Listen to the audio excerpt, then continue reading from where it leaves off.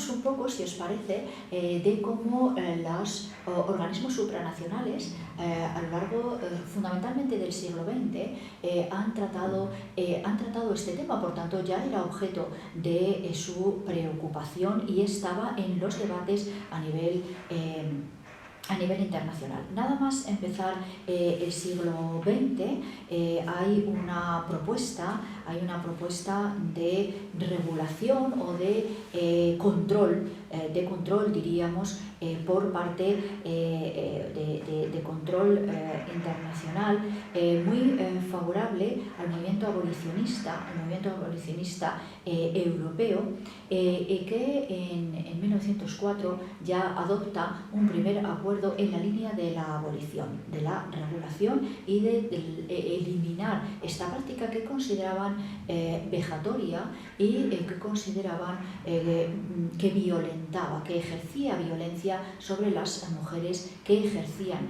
la prostitución. Estamos en 1904, por tanto es principios del siglo XX. Y a partir de ahí nos vamos a encontrar a medida que se van articulando los organismos internacionales, una línea continuista en ese sentido.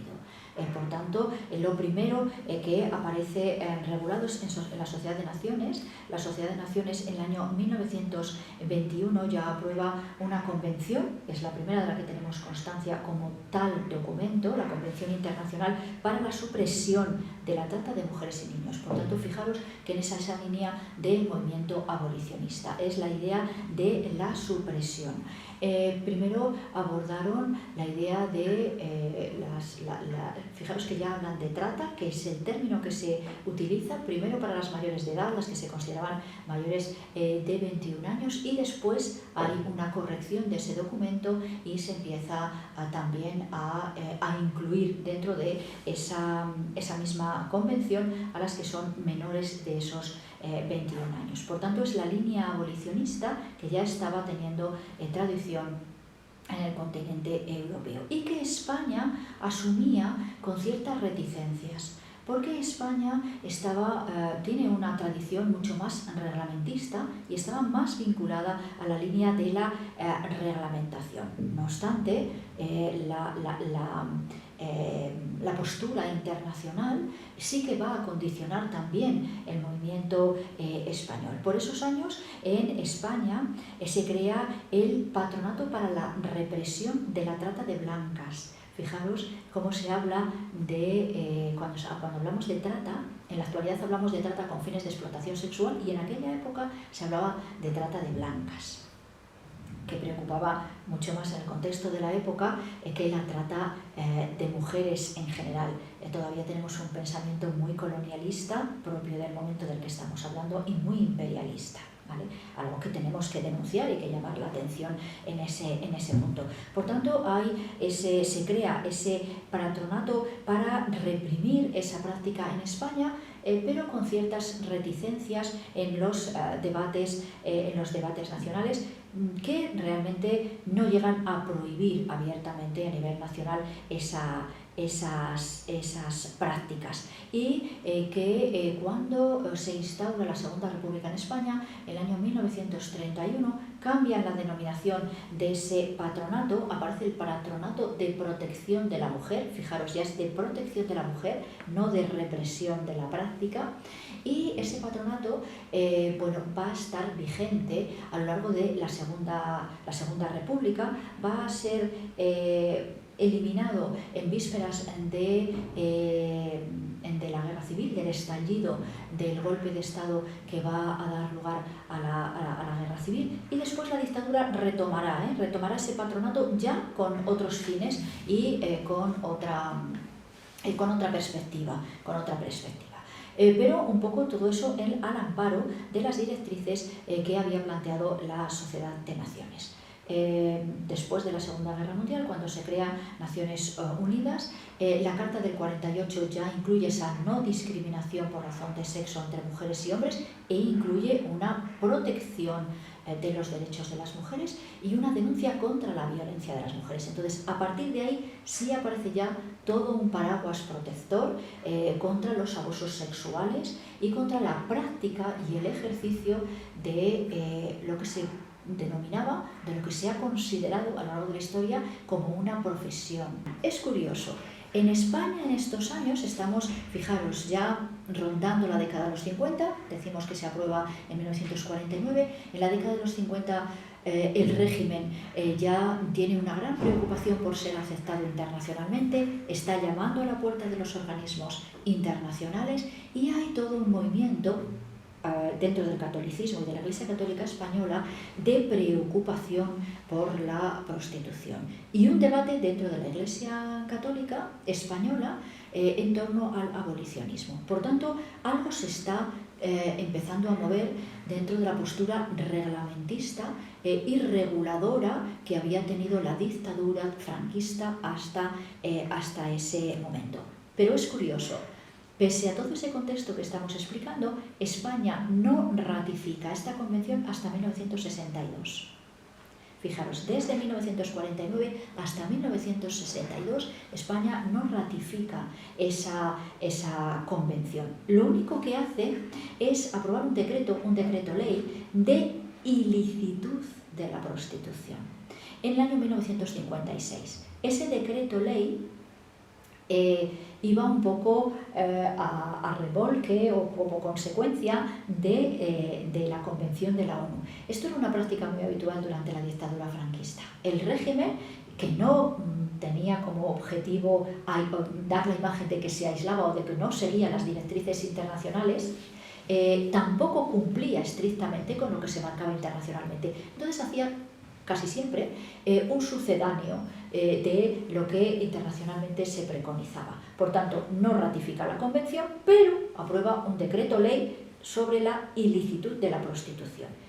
¿Qué significa la ilicitud de la prostitución? Que no se prohíbe la prostitución, que se sigue ejerciendo esas prácticas de forma mucho más clandestina, de forma mucho menos visible y de forma mucho más controlada y regulada. Por tanto, esa ambigüedad que a lo largo de la historia contemporánea nos la encontramos habitualmente en el tema que nos ocupa, en el tema de la prostitución. Y no habrá una regulación en España explícita hasta la transición, y está muy avanzada la transición, pero bueno, realmente ya hasta la época de la democracia, hasta la reforma del Código Penal de 1995, no se regula, no hay ninguna regulación en España sobre la prostitución. La transición española, que había heredado mucha parte normativa, burocrática y administrativa de la dictadura, que tenía que ir actualizando y readaptando a los nuevos tiempos, tarda ciertamente en ocuparse del tema de la prostitución. Entre tanto, ¿qué estaba ocurriendo en la ONU y qué directrices se estaban tomando? Se estaba trabajando en la misma línea de denuncia y de abolición que habíamos hablado. En 1979, como fruto de la primera conferencia internacional de mujeres que se organiza en el marco de la ONU, recordad que hay 4 conferencias mundiales. En la primera conferencia mundial, que tiene lugar en México, se acuerda redactar una nueva convención, una convención que es como la Constitución de los Derechos de las Mujeres. Es un texto todavía muy vigente, que todavía seguimos recurriendo a él para defender y reivindicar los derechos de las mujeres. Es conocido como la CEDAW, que son las siglas, es la Convención sobre la Eliminación de todas las formas de discriminación contra la mujer. Se aprueba en 1979 como fruto de esos trabajos preparatorios de la Conferencia Mundial de México, y en esta convención ya se considera que la prostitución está muy relacionada y muy directamente relacionada con la trata de mujeres y fuerza formas de violencia contra las mujeres. Desde este momento, desde la aprobación de la CEDAW, nos vamos a encontrar a lo largo de todos los sucesivos documentos con la prostitución como una práctica de violencia contra las mujeres. Esto era en 1979. En 1993 tiene lugar la Conferencia de Viena, y en la Conferencia de Viena, en la que se reafirma que los derechos humanos de las mujeres también son derechos humanos, ¡oh sorpresa! Y hasta ahora, ¿qué pensábamos que eran? Bueno, pues es necesario en la Conferencia de Viena seguir insistiendo en que los derechos humanos de las mujeres son derechos humanos. En esa Conferencia de Viena también se habla de la eliminación de la violencia contra la mujer, y se habla de la prostitución como una de las formas de violencia contra las mujeres. Por lo tanto, en la línea de la denuncia y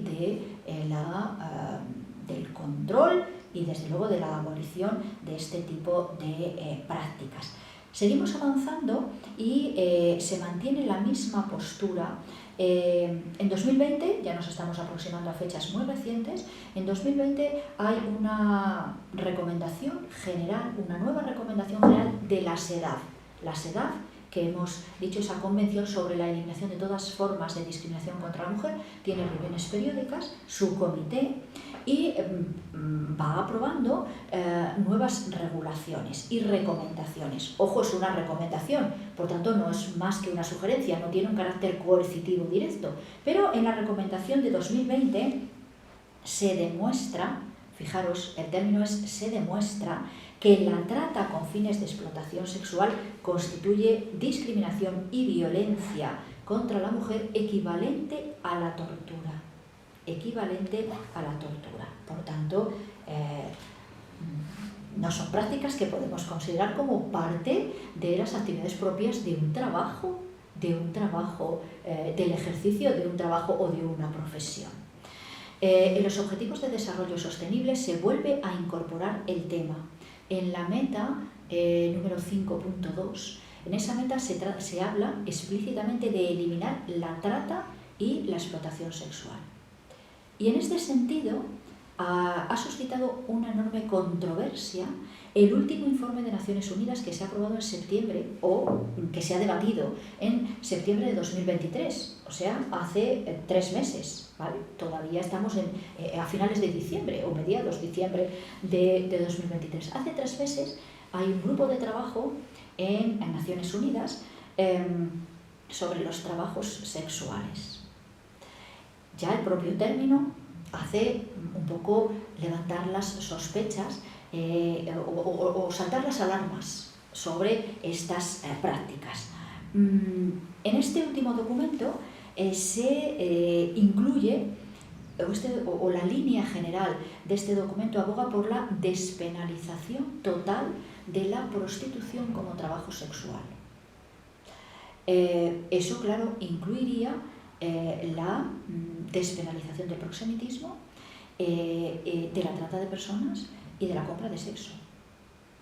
Esto está en debate y esto ha despertado todas las alarmas y una crítica muy airada de parte del movimiento feminista, que denuncia cómo realmente la conclusión de este documento y de este grupo de trabajo se aleja de lo que las directrices de la SEDAV y las directrices de los organismos de trabajo de la ONU habían ido marcando hasta este momento.